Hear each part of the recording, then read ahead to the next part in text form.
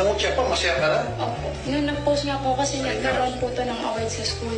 Pinuntahan niya lang po. Tapos, ala po, inabutan niya lang po yung 20 yung mga bata. Tapos wala na. 20 pesos? Grabe.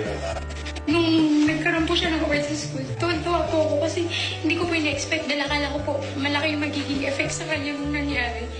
Ano po yung award niya? Achiever po siya sa klase. Yun nga po, humihiling siya sa akin. Dili mo ko ng computer kasi